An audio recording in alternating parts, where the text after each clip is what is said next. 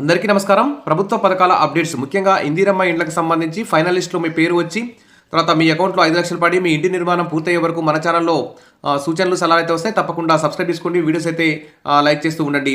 ఇక రెండో వారంలో తెలంగాణ బడ్జెట్ అయితే ప్రవేశపెట్టబోతున్నారు. మరి ఏండ్ల తరబడి పెండింగ్లోనే ఇందిరమ్మ ఇండ్లు, రేషన్ కార్డు ఇవన్నీ కూడా పెండింగ్లో ఉన్నాయి. ఇక బీఆర్ఎస్ హయాంలో ఈ ఇండ్ల పథకాలను అయితే మంజూరు కొనసాగించలేదు. మరి కాంగ్రెస్ సర్కారు వచ్చిన తర్వాత ఇందిరమ్మ ఇండ్లు ఇస్తారని చెప్పి గ్రామాల వారీగా లక్షలాది మంది ఎదురు చూస్తున్నారు. కానీ ప్రభుత్వం ఏర్పడి 1.5 year అయినా కానీ ఇంతవరకు ఇదిగో ఇందిరమ్మ ఇల్లు అని చెప్తున్నారు. సర్వేల మీద సర్వేలు చేస్తున్నారు. కానీ ఇంతవరకు అయితే వెరిఫికేషన్ చేస్తున్నారు, రీవెరిఫికేషన్ అంటున్నారు, ఇందిరమ్మ ఇళ్ళ యాప్ అంటున్నారు, ఇందిరమ్మ కమిటీలు అంటున్నారు, గ్రామ సభలు అంటారు. ఏం చేస్తున్నారు ఏం అర్థం కావట్లేదు. ఇంతవరకు ఒక్క ఇల్లు కూడా మంజూరు కాకపోవడం పట్ల అప్లై చేసుకున్న వాళ్ళందరూ కూడా చాలా అసంతృప్తిగా ఉన్నారు.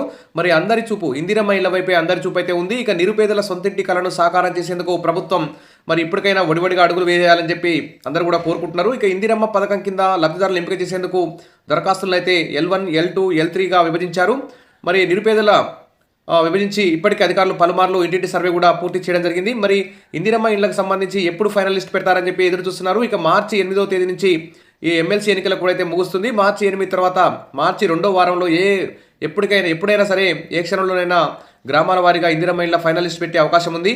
మరి ఇంకా ఆలస్యం చేస్తే మాత్రం ఇక చాలా అసంతృప్తిగా ఉన్నారు. ఈ బడ్జెట్లో ఈ అసెంబ్లీ సమావేశాలకు ముందే ఈరోజు క్యాబినెట్ మీటింగ్లో కూడా మరి ఇందిరమ్మ ఇళ్లకు సంబంధించి కూడా కీలక ప్రకటన చేయాలని చెప్పేసి ఆశావాళ్ళందరూ ఎదురు చూస్తున్నారు. ఇక ప్రభుత్వ మౌఖిక ఆదేశాలతో నిబంధనలకు అనుగుణంగా అర్హుల లిస్టు నుంచి నిర్దేశించిన మేరకు మరి లబ్ధిదారులను గుర్తించేందుకు అవసరమైన ఏర్పాట్లను రెవెన్యూ యంత్రాంగం అయితే పూర్తి చేస్తోంది. ఇక ఎమ్మెల్సీ ఎన్నికలు కూడా మార్చి 8న ముగియగానే లబ్ధిదారులను అయితే ఎంపిక చేస్తారు. ఇక లిస్టు 1 కేటగిరీ నుంచి లబ్ధిదారులు సొంతంగా స్థలం ఉండి ఇల్లు లేని అర్జీదారులను లిస్టు 1 కేటగిరీలో చేర్చారు. స్థలం, ఇల్లు లేని వారిని లిస్టు 2 కేటగిరీ విభజించారు. తాత్కాలికంగా ఇల్లు ఉండి పక్కా ఇల్లు లేని వారిని లిస్టు 3లో చేర్చారు. మరి లిస్టు 1 విభాగంలో ఉన్న అర్హుల నుంచే నిర్దేశించిన సంఖ్య మేరకు లబ్ధిదారులను ఎంపిక చేయాలని నిర్ణయించారు. లిస్టు 2 కేటగిరీలో ఉన్న వారికి మాత్రం డబుల్ బెడ్రూమ్ ఇండ్లని మంజూరు చేయాలని నిర్ణయించినట్టయితే సమాచారం.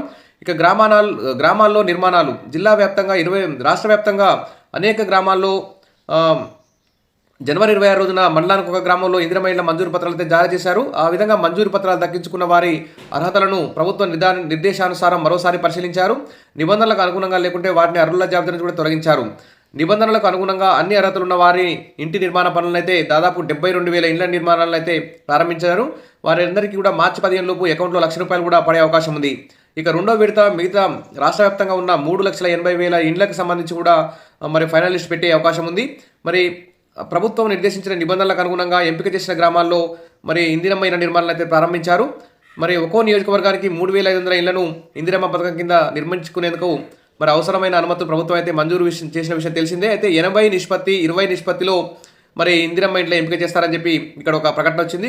లిస్టు 1 కేటగిరీలో అర్హులైన అర్జీదారుల నుండి ప్రభుత్వం నిర్దేశించిన మేరకు 80% మంది లబ్ధిదారులను ఎంపిక చేస్తారు. మరో 20% మందిని మాత్రం మరి స్థానిక ఎమ్మెల్యేలతో పాటు ఇందిరమ్మ కమిటీల సిఫార్సులకు అనుగుణంగా ఎంపిక చేసేందుకైతే సన్నాహాలు చేస్తున్నారు. అంటే 80% ఇండ్లేమో సర్వే ద్వారా లిస్టు 1లో ఎవరైతే ఉన్నారో వారికి ఇల్లు కేటాయిస్తారు. మరో 20% ఇండ్లను మాత్రం మరి ఆ ఎమ్మెల్యే, స్థానిక గ్రామానికి చెందిన ప్రజాప్రతినిధులు, ఇన్ఛార్జి మంత్రి, ఇందిరమ్మ కమిటీలు ఎవరి పేరుని చెప్తే, అంటే ఇది అధికార పక్షం పార్టీ వాళ్ళకి సంబంధించి ఎవరి పేరు చెప్తే వారికి ఇచ్చే అవకాశం ఉంది. 80 ఇండ్లు మాత్రం లిస్టు 1లో ఇందిరమ్మ ఇండ్ల యాప్ ద్వారా సెలెక్ట్ చేస్తారట. 20 ఇండ్లు మాత్రం ఎమ్మెల్యే వాళ్ళే వారికి అనుకూలమైనట్టు వారికి ఇచ్చే అవకాశం ఉన్నట్లు తెలుస్తుంది. ఇందుకు అవసరమైన ఆదేశాలను ప్రభుత్వం జారీ చేసినట్టు తెలుస్తుంది.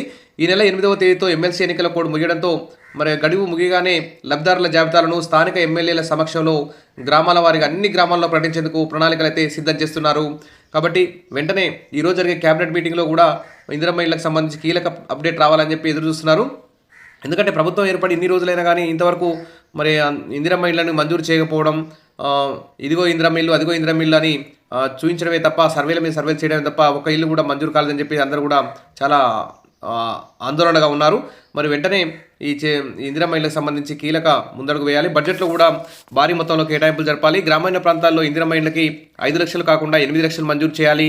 పట్టణ ప్రాంతాల్లో ఇందిరమ్మ ఇళ్లకు ₹10,00,000 మంజూరు చేసే విధంగా, ఈ మంజూరు చేసిన మొత్తం కూడా డబ్బులు కూడా ఒకేసారి అకౌంట్లో వేసే విధంగా కూడా చర్యలు తీసుకోవాలని చెప్పి ఆశా వాళ్ళందరూ కూడా కోరుతున్నారు. విషయాల మరిన్ని అప్డేట్స్ కోసం మన ఛానల్ని సబ్స్క్రైబ్ చేసుకోండి, వీడియోస్ అయితే లైక్ చేసి ఉండండి. Thank you.